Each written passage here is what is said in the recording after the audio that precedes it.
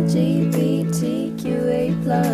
So happy to be one of us, 'cause that's love. That's love.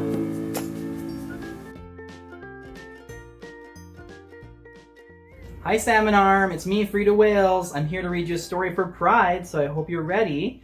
We've got a lovely story called The Slug. Disgusting critters. Me saying, yo. So we're gonna read this nice little story, and then have a great Pride.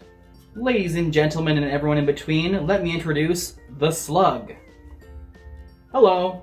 The slug is a mollusk like the snail, but it doesn't have a shell. Haha, you're naked. There are many species of slugs. Sea slugs? Ahoy there! Freshwater slugs.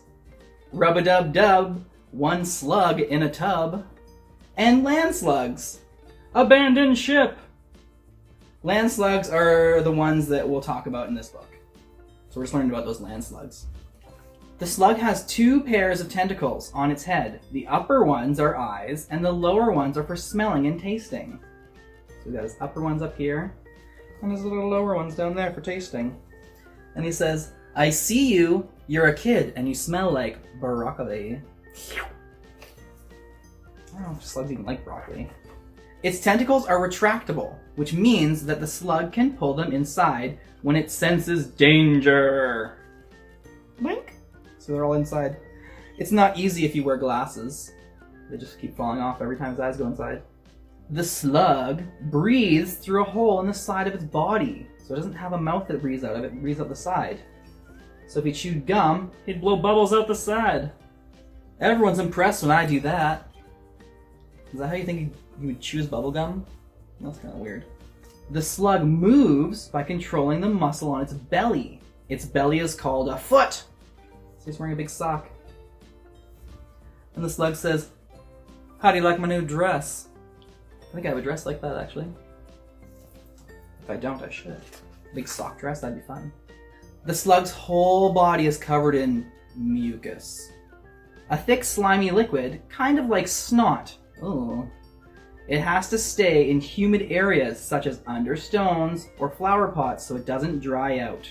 And he's saying, what a gorgeous day, as it's raining, because he likes it wet. Because he will dry out.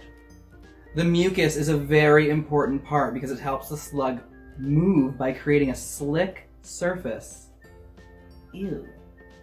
So he's got snot and he slides around on it like a skating rink. Gross. It also acts like a glue that can help the slug climb up things like trees or walls. Gross. So here he is looking at a big old snotty baby and he says, what a huge slug! Because he's making snot. Nobody likes snot, especially right now. When it senses danger, the slug produces extra mucus. Are you joking me? More mucus? It becomes more slippery and can easily escape predators. So look, some guy tried to grab him. Blink! And he says, ha ha ha, I can fly, it's me, Super Slug! Gross. I have a garden and I'm not a big fan of slugs in my garden. To find a partner and have babies, the slug follows the slug's mucus trail of another slug. Wait for me, my love. Talk about a weird date that one is. All on slime. Just like the earthworm, the slug has male and female inside of them at the same time. The slug lays its eggs in a hole on the ground or under a rock or a piece of rotten wood. Baby slugs are tiny and transparent and will hatch in a few weeks. Oh, it's a baby! Ew, baby slugs. I feel like those are going to be even slimier than big ones. The slug eats plants and mushrooms. Farmers and gardeners do not like slugs. Told you. Because they eat their lettuce! Moose does not want to share. I have a pet pig and he does not share with slugs. But slugs are important. They play a very important role in the environment. They help break down old and decaying plants and animal matter and turn it back into important nutrients for the soil. Abracadabra, nature's trash, transform! So he's a little magician and he's going to eat that rotting apple. I mean, if he's going to eat the nasty stuff, go ahead, but don't go in my garden and eat my lettuce. So next time you meet a slug, be nice. Share some of your salad with it. I will not. Mmm, delicious. Do you have any bubblegum for dessert? He's gonna blow another one of those weird side bubbles. What a weird slug. Oh, now he's having a bath again. Rub-a-dub-dub. He's a slug in a tub. So that was the slug. Pretty interesting little creatures. They help out, they clean up, and as long as they stay out of my garden, they're safe at my house. Hi everyone, we're back and we're gonna make some slime now, because what goes better with slugs and monsters than slime? So all we need to make our slime is some glue. I got clear glue because I think it's gonna look cool. Some baking soda, some contact solution, and some food coloring to make it colored. So pretty simple to make from what I read. I don't know, we'll see. And I just gotta empty all this glue out. It's the fun part. So get as much as you can out.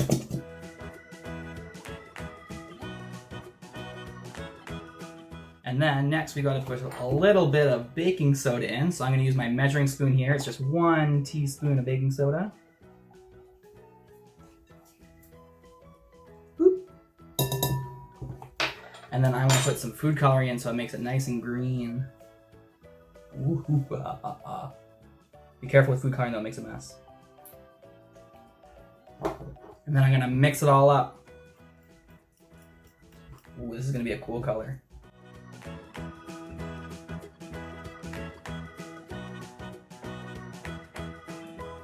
So once it's all mixed, and if you need some help from your parent at home or whoever's helping you, just ask them and they'll help mix it up. But look at that color already. Ooh, it's gonna be fun. Now, the fun part. We get to take the contact solution and just by little bit, so 1 tablespoon at a time, we're gonna add it and mix it in and see how it reacts. It's kind of like we're doing science. All right, I'm gonna put it in and see what happens. Ooh, it's starting to get gooey. So the recipe says that you need maybe 2 or 3 tablespoons of saline solution. That's the contact stuff. So, but you want to do it 1 at a time and keep kind of doing it as you need it. Oh, look at it already. Oh, this is going to be some good booger slime. Now I'm going to put some more in, and then we have to start using our hands to knead it. And that's the fun part. Because it gets real messy. But it's okay, because Mom and Dad said it's okay. Now we're going to mix it all up. Oh, it's going to get hard to mix now, so this is where we got to use our hands. Oh boy.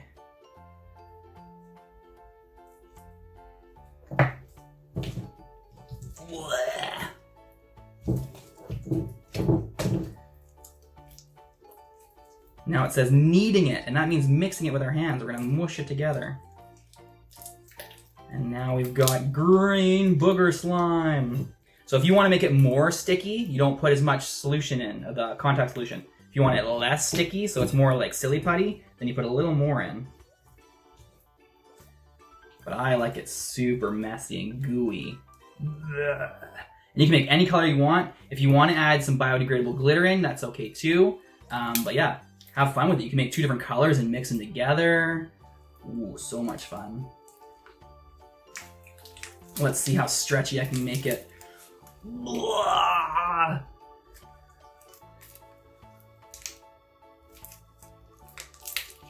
you can make noises too. You can make it pop.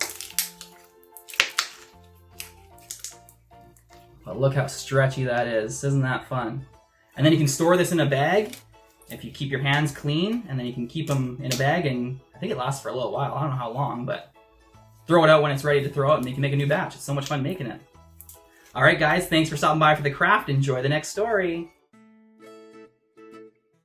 Hi, everyone. It's Freida Whales again. We're back with another book, and this time we have Monsters 101 by Kale Atkinson. And you might notice I got a little scrape on my head. I ran into a monster on the way to here to read this story for you. So let's start the book. You've heard the spooky stories, the rumors, the whispers. It's time we shone a light on what really hides in the shadows. Monsters! Say hello to the masters of monstronomy. Professor Batula McFang, the bats and blood specialist. Professor Blobbins, the Goop Whiz. Professor Howlsworth, Moon Chaser. And Tina the Zombie, expert on brains. These creatures of the night aren't here to frighten, they're here to enlighten. Will you be eaten along the way? Well, there's always a chance, so keep your wits about you and hold on to your juicy brain. So you gotta watch out for Tina the Zombie, she kind of wants your brains. So, number 1, what is a monster? So, just what makes a monster a monster? Is it the diabolical laugh? A terrible smell? Or the fact that some of their teeth are longer than their legs? Let's find out. So we've got the official monster checklist. Eyes. Is one bloodshot? Is one glowing? 7 stink eyes? Or flaming pupils? These are some pretty weird things. Clothing. Do they have a spooky cape? Old-timey duds? Mud and leaves? Or ripped bandages? Ooh, odors. That one's a fun one. Do they smell like Limburger cheese, raunchy toe, garbage juice, ew, or rancid leftovers? Ooh. Is that a monster hiding under your bed? Use this checklist to be sure. So we've got all these monsters here. So if any of those monsters are under your bed, then yes, you have a monster under your bed. Oh, here's a cute little puppy. And like a elephant narwhal creature. So monster fact, and this is one of my favorite facts. I say it every year at Halloween, so listen up. Frankenstein is the name of the scientist who made the monster. The actual monster has no name. Ah! I have no name! What would you name him? What would you name Frankenstein's monster? Maybe Fred? Fred and Frankenstein sounds pretty good. So number 2, biology. Now that you know what a monster is, it's time to dig deeper into what's going on beyond the fur and the fangs. Ooh, we get to find out what's inside those creeping monsters. So we've got all the scientific mumbo-jumbo about monsters, so let's say some. So here's this guy, and his common name is Monster.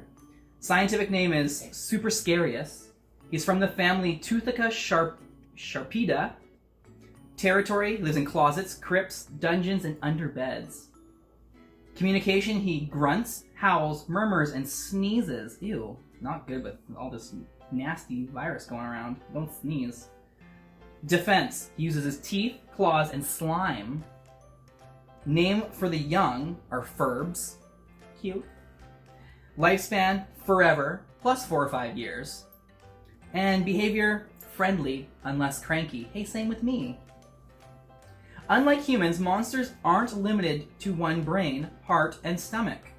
So they can have more than one. That'd be interesting. Imagine if you had more than one stomach. You could have like a dessert stomach and then a dinner stomach. And yes, dessert was first. As you can see from this Durgle, the insides of the monster are just as interesting as the outside. So here's what's inside this Durgle. Snorting gullet, the haunted heart, a swamp stomach, a grumpy gizzard, slime bladder, that's important, leftovers, a Barney, a munching belly, so I guess that's the part of the belly that chews your food for you, and a spooky spleen. Ooh. Number 3, monster types. Monsters come in all shapes and sizes. So these are some common everyday monsters. So this side's all the common ones, so you know those ones. But let's go through some lesser known or rare monsters. We've got the Gomp, a Sloof, a Catapus. That one's really fun. I love that one. A Taphadillus. I hope I'm saying that one right. Sorry if I'm not. A Richard. Sploink. Oh, there's that Durgle again. Very rare. A Snert. A Yurn. And a Frumple. Oh, and up here, a Wirt. So the daily life of monsters. Part 1, weekdays. While monsters love to have a good time, not every day can be a wild rumpus. Monsters have to take care of themselves, and it's not always easy. With all those teeth, many monsters find themselves back in the dentist chair again and again. You gotta brush those teeth, especially when you have monster teeth. While some monsters spend their time butt naked, other monsters go through clothing at a fast rate. So you can see he's got his little butt out there. Whoa. And he's ripping his clothes because he's growing again. Whether it's overgrown fur or out-of-control claws, some monsters need constant grooming to look their most horrifying. Look at how much hair he has. That must take a lot of money to go to the hairdresser. Riding the bus or shopping at the market can be tricky when you're a monster. Good thing there's Sal's Bargain Prices Human Disguises! Your one-stop shop for all things human. Monster deals! So they have costumes, masks, odors, so you can smell like a human, legs, and hats. That's important, you need some legs. Every monster's number one choice when you're needing to be out among humans. Rated 4.5 on Monster Advisor. Satisfaction's guaranteed. Guaranteed. Free human mask with this coupon. Yes, you get a free mask. So look at all the things you can buy there. That sounds like a pretty fun store. Daily Life Part 2. The Weekends. Self-care is important to keep monsters from becoming grumpy, grumbling menaces. Like humans, monsters need to have fun and let off some steam. So there they're all having fun at the beach.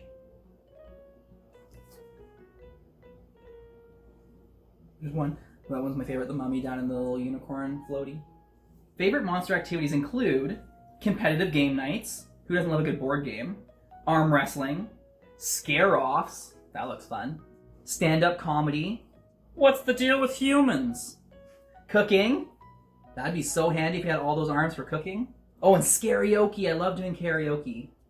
That monster is just fire. That must be a hard life. You'd melt everything. So diet. Diet means what do you eat? It's no secret that monsters love to eat. Each monster has its own taste, and these can differ widely. So it looks like for vampires, truly the best dish for any monster is blood-boiled lobster with blood butter and finely aged bottle of blood. Blech. That's for vampires. Now for werewolves, that's super gross. What monsters really enjoy is a nice bone with a side of kibble. What? The big goopy blobby guy sounds more like dog food. Monsters prefer a mouth-watering buffet of garbage. Ew. And then what do you think Tina likes?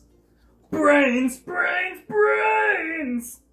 A study published in the Monster Science Journal shared some dishes that all monsters can agree on are drool-worthy. Pickled ant ice cream. That doesn't sound very tasty. Sewage stew. Ew. Ew, a grilled sneeze sandwich. Not in this pandemic.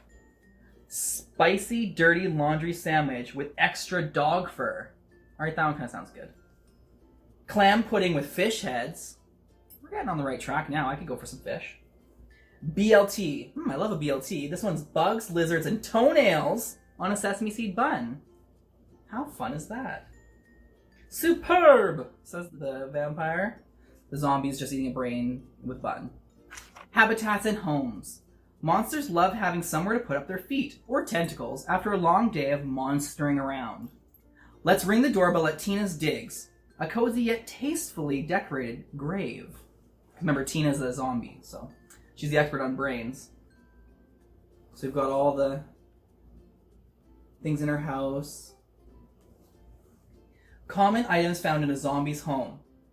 A cooking cauldron for the brains. A spider garden. A personal slime tub. I could go for one of those. A pet alligator. And a cozy coffin bed. And it looks like her front door is just the gravestone. That would be fun. You gotta dig your way into your house every day. Monster history, number 7. Throughout the ages, monsters have played a role in history from prehistoric times to present day. So you can see all those historic things that monsters have done. Down in the Unnatural History Creeptorium, we find the Hall of Famous Monsters. Dr. Underoos, the first monster to wear underpants. Very important. Smoochie the Terrible, world's most cutest monster. Hooves Hamilton, the first werepig. That one's Moose's favorite. Iris the Second, the first Cyclops with 2 eyes. Tofu Cauliflower, the first vegetarian zombie. Spike the Friendly, the first monster to be a friend with a human. Invisibill, the world's smallest monster. And Blechula, first blood-intolerant vampire. So he can't have any blood. What does he drink? Oat blood. Number 8, fears. Wait, monsters are scared of things? I didn't know that.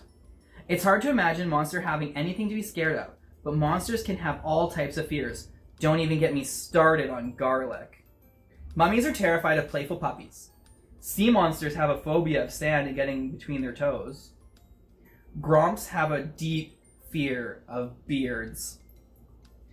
Werewolves freak out when they hear a vacuum. Same with my dog, he does not like the vacuum. If there's one thing that spooks all monsters more than anything else, it's humans! They're unpredictable and sneaky and seem to always have it out for monsters. It only takes one human to yell, "Monster!"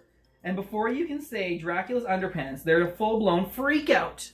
Monsters are very wary of getting too close to a human, as they never know how humans will react. What would you do if you met a monster?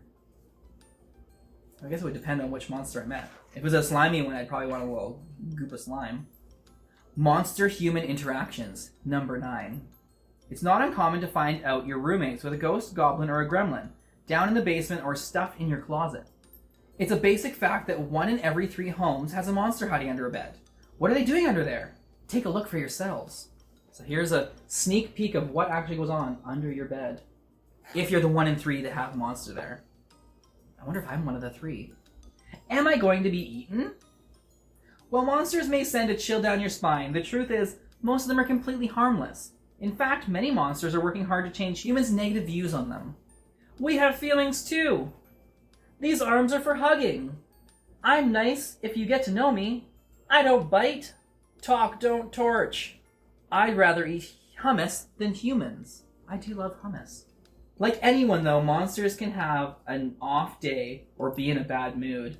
That may include swallowing a mailman or eating a car. If you encounter a monster, it's a good idea to follow these 3 rules. Number 1, don't point or stare or call them a monster.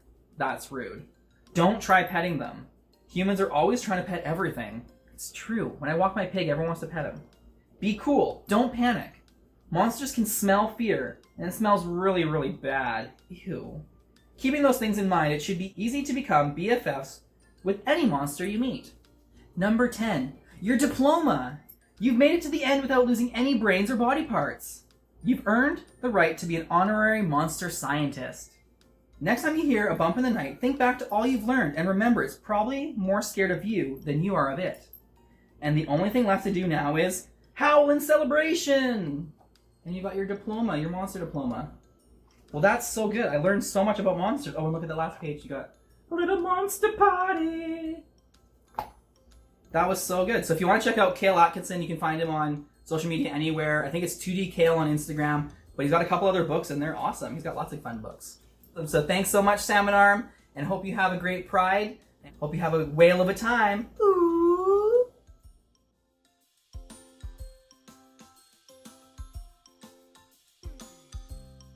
LGBTQA+, so happy to be one of us, 'cause that's